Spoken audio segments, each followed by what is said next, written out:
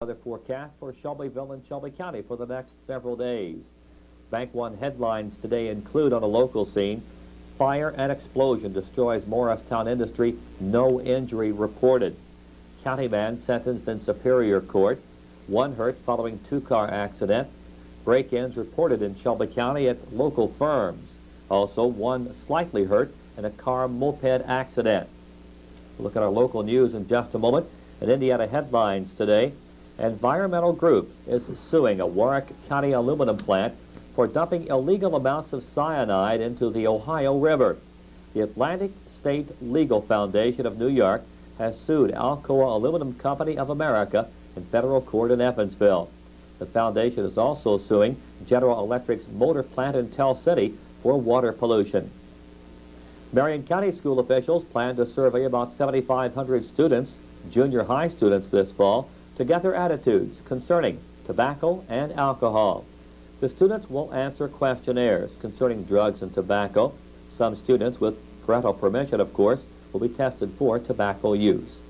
We'll take a look at our local news in a moment, right after this from afternoon. Temperature 84 degrees in Shelby County. Weatherman calling for sunshine and a high today of 87.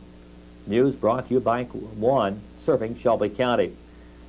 Weather forecast completion at the end of this news.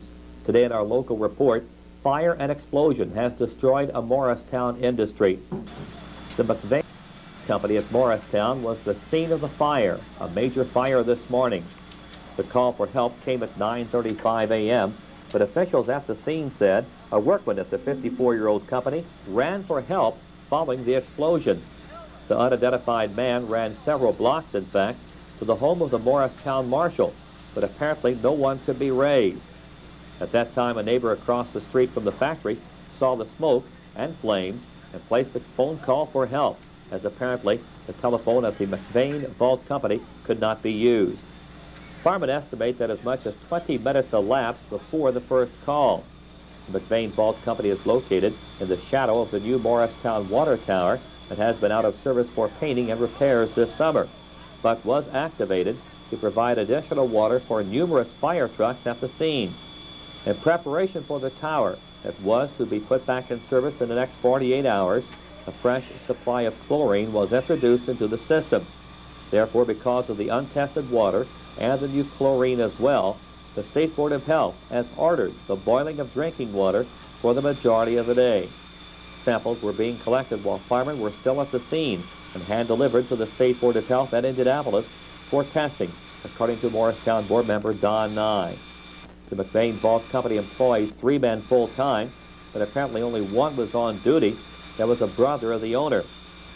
The unidentified man told WSBL and Channel 3 News he thought a spark from somewhere ignited a plastic bucket containing a cleaning solvent. That chemical is used to spray the outside of walls of the concrete burial vaults at the company's manufacturing location. The workman was located at the south end of the building near an overhead door.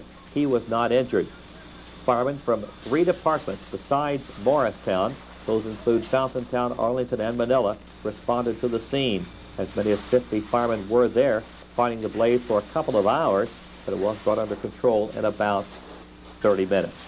More details on that fire, 9:55 a.m. this morning at Morristown, coming up later. Another local news, a county man sentenced in Shelby Superior Court. Randall Johnson of the Waldron area received a 10-year sentence for area burglaries. 34-year-old Johnson, who has been in the Shelby County Jail for almost a year, received 3 10-year sentences for each break-in, of which he pleaded guilty to. Each 10-year sentence is to run concurrently, and home burglary victims include 3 in the Shelby County area. Johnson was given a 4-year suspended sentence on one of the other charges. He'll be on probation for 4 years after he's released from the Shelby County Jail. Johnson entered a guilty plea Tuesday morning before Judge Jonathan Palmer in Shelby Superior Court. He had all other charges dismissed. It was reported that other charges are pending too in Rush and Decatur County. Johnson was transferred through the Decatur County facility. He is being incarcerated there pending further legal action. Today, one hurt in a 2-vehicle accident. The mishap occurred at Pike and East Franklin Streets in Shelbyville just before 8 a.m. In the accident, according to Shelbyville Police Captain Mark Sullivan, vehicles were operated by Major Jester of Doran Avenue, Shelbyville, and Martha Bales of Muncie, Indiana. Major Jester, who was injured in the accident, was taken to Major Hospital for treatment. 56-year-old Martha Bales was not hurt. Damage to her 1974 Lincoln was between $1,000 and $2,500. Damage to the 1986 Buick operated by 36-year-old Jester was between $2,500 and $5,000 damage. Shelbyville police said no charges were filed in the accident. Jester became ill following the mishap. He was taken to Major Hospital for treatment and then later released. No charges were filed. In the county, a burglary of a business. Officials from the ADA Feed and Grain Company at Fenn Station, south of Shelbyville, reported $70 in cash taken from a desk drawer. After it was gained between 5:40 and 9:30 p.m. last evening, according to owner John Chantroop. When he returned, he found the front door of the business open. Investigation continues. 5:50 last evening, Shelbyville firemen called to the bondage station, 215 East Broadway, on a reported fire. After investigation, firemen learned a customer pulled away from the gas pumps without removing the nozzle that spilled gasoline on the lot. Another vehicle entered that facility, and the fumes combined with the exhaust from a hot vehicle caused a small fire. There is no dollar loss. Also today, one hurt following a car moped accident. At 5:40 last evening, Shelbyville police and paramedics were called to the 200 block of West Franklin Street in Shelbyville.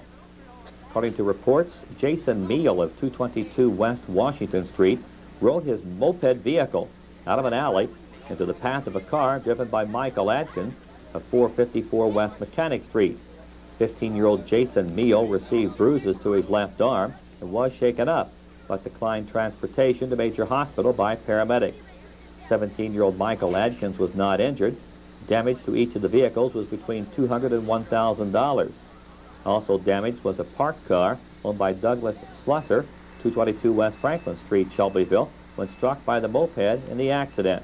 This occurred just west of WS Major Hospital. No charges were filed. Weather forecast for Shelbyville and Shelby County is a good one. Weathermen calling for a high today of 87. Tonight's low of 70 with a light breeze out of the south. Tomorrow's high again about 88 degrees. No rain is mentioned in the forecast. Our present temperature is 84 degrees. Reporting for Bank 1, this is Jack Boyce. Good